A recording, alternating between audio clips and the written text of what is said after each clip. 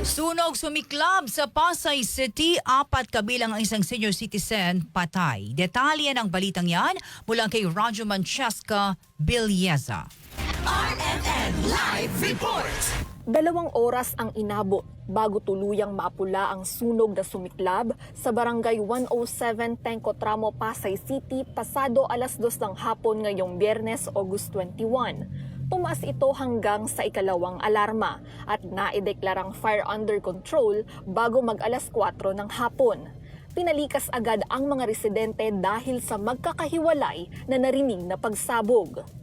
Mabilis na lumaki at kumalat ang apoy dahilan upang masunog rin ang ilang katabing bahay nito. Usok agad. Tapos, pag nilabas ng usok, makapal na kagad. Yun na kagad, apoy na kagad siya. Tapos may kapitbahay na pumasok sa loob para tutulong. May daladalang fire extinguisher, kaya lang hindi talaga kinaya. Meron ng babaeng lumabas na tumalon na. Hanggang sa paglabas niya, talagang lapros na talaga yung buong katawan niya. Yun lang talagang tuloy-tuloy na yung apoy. Sobrang laki hanggang sa dito sa kabila.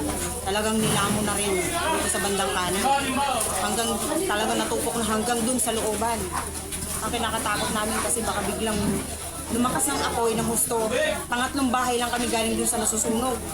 Kaya talagang kinakatakutan namin lahat.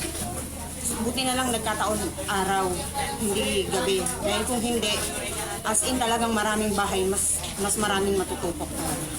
Grabe yung nervyos namin, inabot ngayong araw na ito. Sobra. Yung minig ng katawan namin, hindi mababayaran yung nervyos. Ayon din kay Christina, isang bagong deliver na gasol ang hinihinalang pinagmulan ng sunog na sa ngayon ay kinukumpirma pa sa ginagawang investigasyon ng BFP.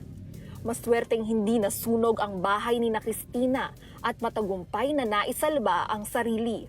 Taliwas ito sa sinapit ng mismong nasunugan na hindi muna nagbigay ng pahayag matapos anyang matrap sa loob ang 4 sa kanilang kapamilya na kinabibilangan ng 3 matanda at 1 bata. Casualty, 4 daw.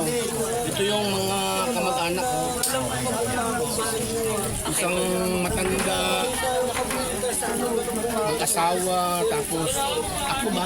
Ikinalungkot ng mga residente ang sinapit ng kanilang lugar at kung kailan anya tumigil ang ulan ay saka pa nagkasunog. Kung umuulan raw sana ay maaari sanang hindi na ito umabot sa ikalawang alarma. Natupok ang ilang linya ng kuryente at matagumpay na naapula ang sunog sa pakikipagtulungan ng Fire and Rescue Volunteers, Pasay City Fire and Rescue at BFP.